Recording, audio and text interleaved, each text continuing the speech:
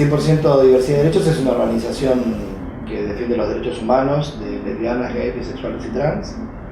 Somos una asociación civil, nos constituimos ya hace casi 9 años. Y básicamente, bueno, este es un espacio en el cual desarrollamos distintos tipos de tareas. La principal tiene que ver con las acciones de incidencia política sobre el Estado, sobre las instituciones del Estado, sobre los medios de comunicación, sobre las empresas, tendientes a que se reconozcan los derechos de las personas LGTB y se garantice su pleno acceso. Entonces, en ese sentido, bueno, tiene estrategias judiciales, estrategias políticas, estrategias parlamentarias. Bueno, formamos parte de toda la lucha por el reconocimiento del matrimonio igualitario con la presentación de recursos de amparo en la justicia, lo mismo con la ley de identidad de género. Accedieron casi más de 30 personas trans a la rectificación de su nombre y sexo registral previo a la sanción de la ley. Es decir, todas las acciones que tienen que ver con poner en el debate judicial, en el debate académico, en aquel momento el acceso a nuestros derechos y la presión política sobre el Parlamento para que acceda a generar una discusión y poner en tratamiento estas leyes. Y bueno, nuestra organización es una organización mixta y abierta, es una organización que está integrada por personas con diversas identidades sexuales, aún personas heterosexuales también, porque entendemos que la lucha contra la discriminación es una lucha esencialmente política y cultural, por lo tanto la identidad sexual o de género de cada uno es un punto de partida desde el cual sumarse a esta pelea, pero no es digamos, excluyente en relación al aporte que cada uno puede hacer. Y bueno, como tal nos organizamos como una asociación civil sin fines de lucro. Somos una organización independiente del Estado, de los partidos políticos, de las empresas, y tenemos autonomía porque nos autofinanciamos con el aporte de nuestros socios y eso es lo que nos permite poder desarrollar nuestras actividades en función de defender un único interés, que es el interés de nuestra comunidad y sus derechos. Y en particular nos concentramos bueno, trabajamos todos los temas de salud, acceso a derechos, legislación, cultura. Específicamente hay un área en el cual hemos desarrollado un gran trabajo que tiene que ver con la diversidad familiar, con el reconocimiento legal, político y social de la diversidad familiar, entendiendo que bueno, nada tan particular y único como es una familia puede ser englobado en un único modelo, ¿no? Del modelo de la familia nuclear. Y bueno, nosotros trabajamos, hemos hecho primero un trabajo tendiente a garantizarle a nuestras familias el pleno ejercicio de sus derechos y el reconocimiento de sus vínculos filiatorios. Como cuando se sancionó la ley de matrimonio igualitario, nosotros decíamos en aquel momento que nuestras familias ya existían, que la ley no venía a crear ninguna realidad, sino a reconocer en el derecho una realidad de hecho. Y sancionada la ley, nos encontramos con la situación de cientos de familias comaternales, que son familias integradas por dos mamás, que habían desarrollado un proyecto familiar, en la mayoría de los casos haciendo uso de las tecnologías reproductivas, y producto del no reconocimiento de la igualdad por parte del Estado, esos niños y niñas habían sido inscritos solamente a nombre de la madre que había llevado a cabo la gestación del embarazo, y sancionada la ley, aún los registros civiles se seguían negando a completar las actas de inscripción con el nombre de la madre no gestante, para que esos niños y niñas tuviesen el mayor reconocimiento legal posible, no solamente en relación a sus dos madres, sino en relación también al resto de su familia extendida. Y bueno, esa fue una lucha que nos llevó mucho tiempo poder revertir, que finalmente lo logramos con la sanción de un decreto de necesidad y urgencia que tiene un régimen de carácter excepcional para poder, una especie de amnistía para poder completar esas actas, y bueno, hubo cientos de familias que usaron ese decreto en todo el país, y después seguimos trabajando para que todos esos avances, como te comentaba antes, sean incorporados en en el capítulo de familia del nuevo Código Civil y Comercial, donde hemos tenido un gran avance para nuestro país, que creo que nos pone en términos de legislación nuevamente a la vanguardia a nivel mundial, que es la creación de un tercer tipo filial, que es el de la voluntad procreacional, que es el que el que reconoce el carácter evolutivo, es decir, que lo más importante para reconocer la filiación a favor de alguien es la voluntad de ser padre o de ser madre, en este caso para los usuarios de las técnicas de reproducción humana asistida, independientemente de la orientación sexual, la identidad de género y el estado civil de quienes sean los usuarios, las usuarias. Y después trabajamos también mucho en un espacio de encuentro de nuestras familias. Hemos hecho ya 2 encuentros nacionales, contamos con una red nacional de familias LGBT con hijos e hijas, hemos hecho encuentros regionales también, y trabajamos mucho en la visibilización y en también ofrecer a nuestras familias y a nuestros hijos e hijas un espacio donde encontrarse con pares para poder reflexionar sobre el desarrollo de cada una de nuestras experiencias, y trabajando mucho sobre lo que llamamos el relato familiar, ¿no? El relato familiar tiene que ver con que nuestros hijos y nuestras hijas en general, nosotros nos gusta decir que son como la vanguardia del movimiento, ¿no? Porque ellos, digamos, en el jardín, en la escuela, no ocultan ni mienten en relación a su integridad, a la composición de su familia. Visto muchas veces los enfrenta a situaciones diversas, ¿no? Desde sus propios compañeros o familiares o instituciones que los reciben con respeto y celebración, fundamentalmente en los años más bajos, ¿no? en lo que es todo el nivel inicial, jardín de infantes, donde los niños y las niñas no expresan un juicio de valor en relación a la composición de la familia del otro o de la otra, ¿no? Es realmente descriptivo, ¿no? Si fulanita tiene 2 mamás, o fulanita vive con el abuelo, bueno, la diversidad de composiciones familiares que tenemos producto de distintas situaciones por las cuales atraviesa nuestra sociedad, ¿no? Y como en la medida que los chicos crecen se empieza así a expresar con mayor fuerza el mandato social que entiende la heterosexualidad como la identidad obligatoria o como la identidad esperada, ¿no? Se espera que ese niño o esa niña tenga un papá y una mamá. Entonces aparece, bueno, de un modo disruptivo en esas instituciones, y el mandato de la heterosexualidad como identidad obligatoria se empieza a expresar en la medida que los chicos ya van creciendo, ¿no? Tenés que tener un papá y una mamá, ¿cómo? Los chicos les dicen, pero no conoces el matrimonio igualitario,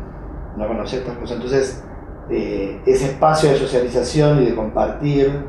entre nuestros hijos, los hijos de las otras familias, entre nuestras familias y la familia de los compañeros de nuestros hijos en la escuela, es una experiencia muy rica porque lo que hace es derribar el prejuicio, ¿no? El prejuicio es una opinión que no está fundada ni en la información ni en la experiencia, es condenar a alguien por una idea, digamos, socialmente, culturalmente instalada, ¿no? Y ese proceso de compartir, ese proceso de conocer y de informarse es lo que hace que ese mito se derrumbe, ¿no? Que ese prejuicio se derrumbe, y eso genera un vínculo social, unas relaciones sociales y familiares o pedagógicas, digamos, basadas en otros valores. Y me parece que ahí está una estrategia, una apuesta a futuro, que bueno, que espero que nos dé muy buenas alegrías más adelante.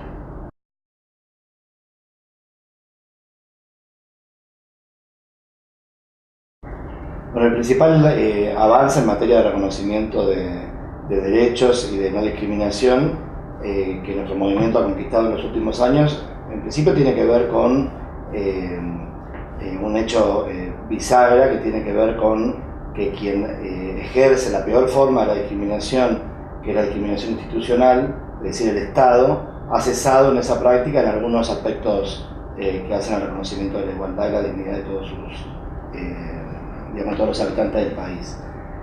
Porque cuando es el Estado el que discrimina, esa discriminación institucional o esa discriminación estatal es la que luego legitima la discriminación y la violencia que se expresa en términos de otras instituciones o de la sociedad.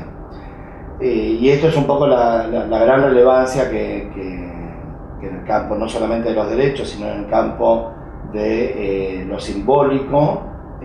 obtuvimos con la sanción del matrimonio igualitario y la ley de identidad de género.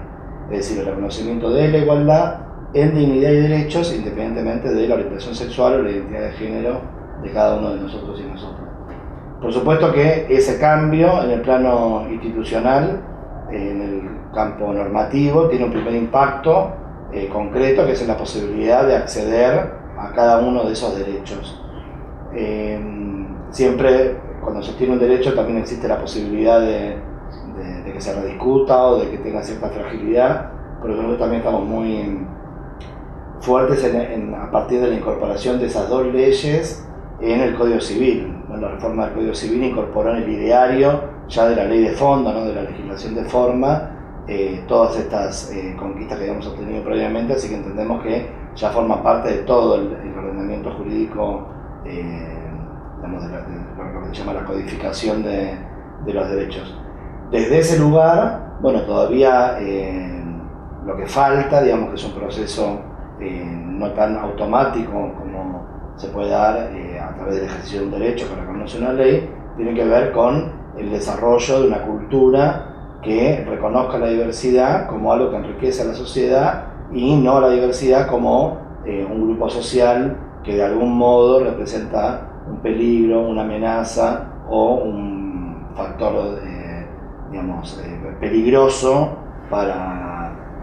los valores o el desarrollo propio de la comunidad. Y ese es el proceso en el que estamos ahora.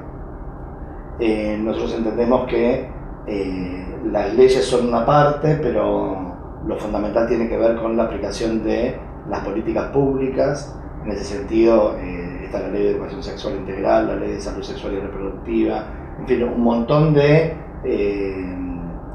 conquistas de nuestro movimiento y de otros movimientos como el de mujeres, el de los derechos de las niñas, niños y adolescentes, entre otros y otras, que en este último tiempo se han descontinuado o se han vaciado de contenido esas políticas, y entendemos que eso es algo que hay que revertir de manera urgente, porque en esas políticas es donde radica la posibilidad de generar un cambio de fondo en la educación y la cultura, que son precisamente los pilares en los cuales se puede precisamente desarrollar una sociedad que respete y celebre la diversidad, o una sociedad donde la violencia hacia el que se representa como diferente termine legitimada por lo que el statu quo en esos distintos ámbitos reconoce como válido, o como normal o como habitual.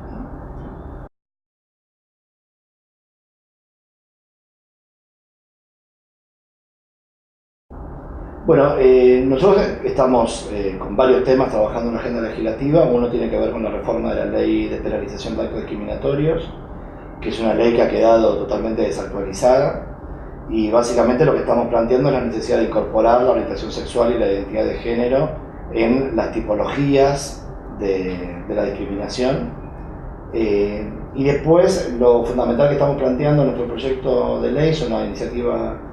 parlamentaria que hemos presentado desde 100% Diversidad de Derechos en conjunto con la comunidad homosexual argentina. Lo que plantea es la incorporación de los contenidos de la ley antidiscriminatoria y de los contenidos, nosotros los llamamos transversales en todo el sistema educativo, que tengan que ver con desarrollar la perspectiva socioeconómica de la pobreza, la perspectiva de género, del movimiento de mujeres, la perspectiva de la diversidad sexual y de género, como parte de los contenidos pedagógicos que se tienen que desarrollar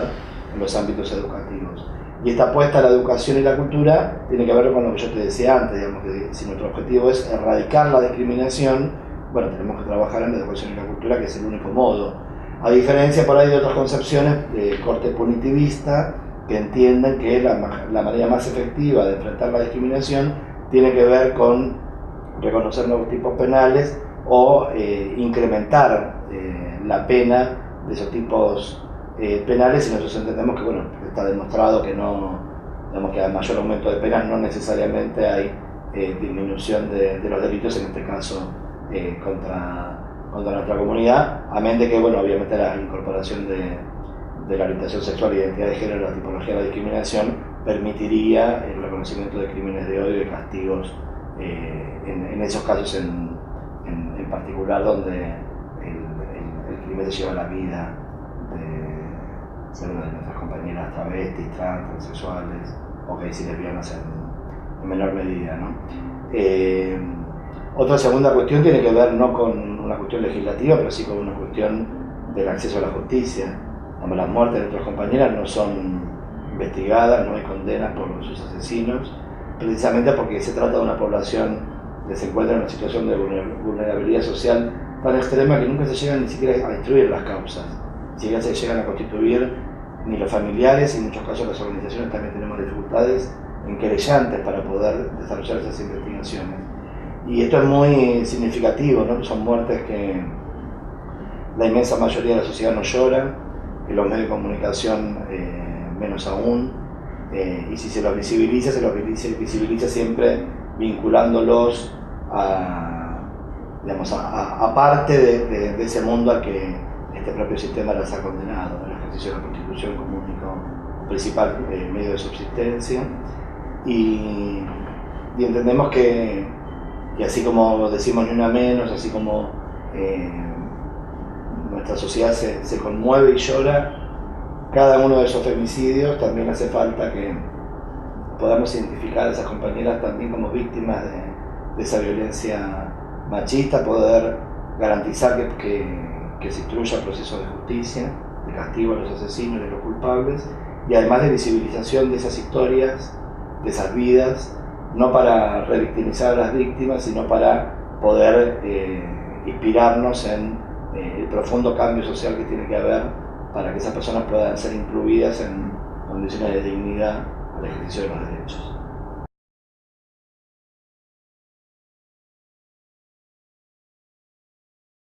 Ahora, el desempeño laboral de gays y lesbianas o de personas trans está socialmente aceptado en función de cuál sea el ámbito de su desempeño. Es decir, mayoritariamente se va a aprobar que una persona, no sé, una persona gay se desempeñe como peluquero, como vestuarista, como diseñador de interiores, o que una persona lesbiana no sea visible en relación a la tarea del cuidado o lo que fuera. Ahora, cuando alguna de esas personas se hacen visibles en ámbitos en los cuales socialmente no está aceptado su desempeño, como puede ser el ámbito educativo, en todos sus niveles, o como pueden ser profesiones u oficios que están hipermasculinizados, ¿no? La construcción, o bueno, todo lo que son los gremios industriales, donde pareciera que no hay gays y lesbianas, digamos, son los espacios donde los oficios o las actividades se encuentran profundamente masculinizadas, es donde se hace muchas veces más difícil poder hacerse visible con la orientación sexual o la identidad de género de cada uno, ¿no? Yo entiendo que eso tiene que ver con algunos prejuicios, con algunos estereotipos que señalan a gays, lesbianas y personas trans de un modo hipersexualizado. Es decir, la sexualidad en esas personas tiene un valor, en su percepción de los demás, superior al del resto de las personas, ¿no? En general, de cualquier otra persona que sea heterosexual no se va a presuponer, no se va a percibir como principal característica, no sé, ahí llegó fulanito al que le gustan las mujeres, o ahí llegó menganita a la que en general, esa mirada hipersexualizada se aplica hacia quienes no responden a la sexualidad hegemónica, y esa hipersexualización lo que produce es una cosificación de la persona, donde la identidad sexual pasa a ser el principal elemento con el cual se identifica esa persona, y todos aquellos otros que tienen que ver con sus capacidades o su desempeño, en este caso en el ámbito educativo, pasan a ser un segundo plano, ¿no? De que a veces se escucha, no, es gay pero es muy metódico, ¿no? Para trabajar muy prolijo, ¿no? Entonces, como se le quiere trasladar determinadas características a esa hipersexualización en función de su identidad de su desempeño laboral, ¿no? Entonces nosotros entendemos que sí, que falta mucho para trabajar en la transformación de los ámbitos laborales para que sean principalmente seguros y respetuosos de la diversidad,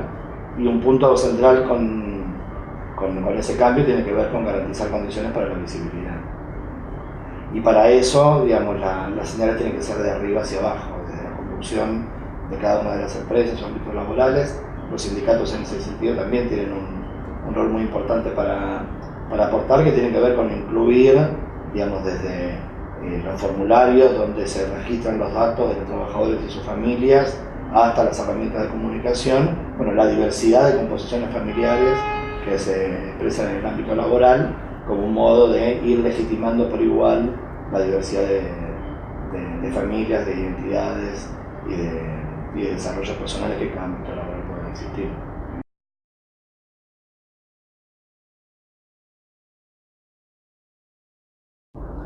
Bueno, este sábado 18 de noviembre vamos a celebrar en la Ciudad de Buenos Aires la 26 Marcha del Orgullo LGBTIQ. Y bueno, quiero aprovechar para invitar a todos y todas a participar de la marcha, que primero es una gran fiesta. Es una fiesta porque nosotros estamos convencidos que la alegría, que la fiesta, que el baile, que el disfrute, que ocupar el espacio público, ¿no? el centro histórico de nuestro país, como es la Plaza de Mayo,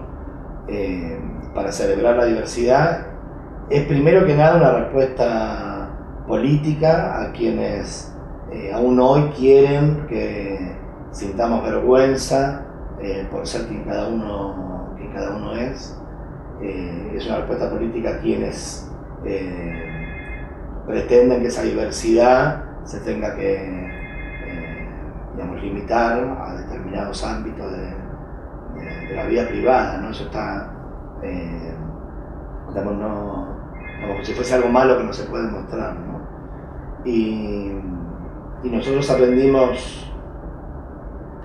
producto, bueno, de tanto odio, de tanta discriminación, que el orgullo es lo mejor que, digamos, el orgullo tiene que ver con el amor que muchas veces no nos pudieron dar, ¿no? En la familia o en distintos ámbitos. Así que el orgullo es la alegría de salir a la calle.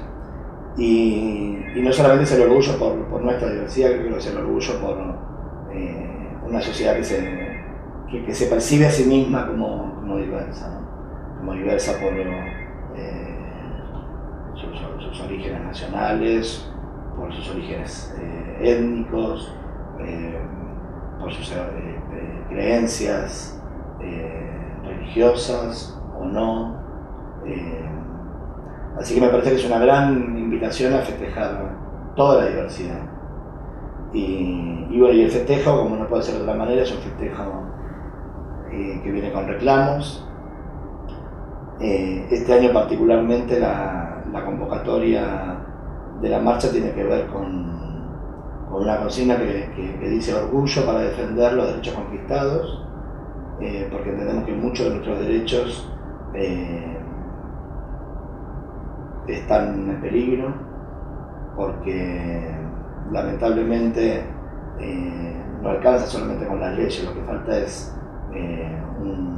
una cabeza en el Estado que tenga la decisión política de que esos derechos se puedan ejercer, que le destine presupuesto, que le destine formación, que le destine principalmente la decisión de que sea una realidad, ¿no? Y no un favor. Así que junto a ese orgullo para defender los derechos conquistados, las otras reivindicaciones tienen que ver con la violencia institucional y la violencia social. Estos últimos años ha habido un aumento muy claro de la violencia hacia nuestra población.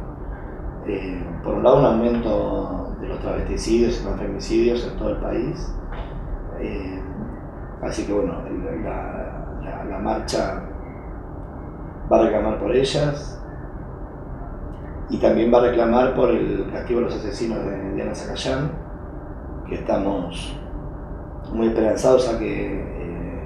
muy prontamente se pueda llevar a juicio a los asesinos de Diana, que va a ser una de las primeras causas que el asesinato de